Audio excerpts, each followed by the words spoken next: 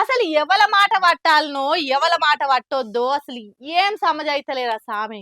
సర్కారేమో రైతు భరోసా అందరికి వేస్తామంటది.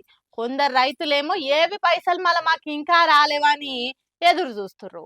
అసలు పైసలు పడ్డాయా లేవా, ఒకవేళ పడితే ఎంతమందికి పడ్డాయి, ఏ పార్టీ దిక్కోళ్ళకి పడ్డాయి అన్ని పురాగార్చుకుందాం పాండ్రి. ఇల్లు అల్కంగానే పండుగ కాదు అన్నట్టు ఏవో మాటలు చెప్పంగానే అయిపోదు.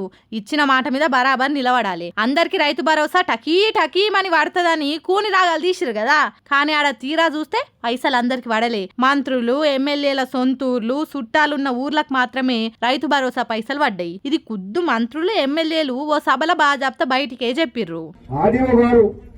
మరి రాత్రి మరి ఈ లిస్టు తయారు చేసిండ్రు. మసీదు కూడా నిన్న సాయంత్రమే చెప్పినాం, ఏదో ఒక ఊర్లో మొదలు పెట్టాలని ప్రభుత్వం నుంచి ఆదేశాలు వచ్చినాయి.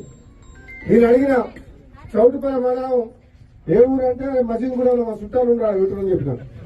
ఉన్నారా లేదా భూపాలరెడ్డి?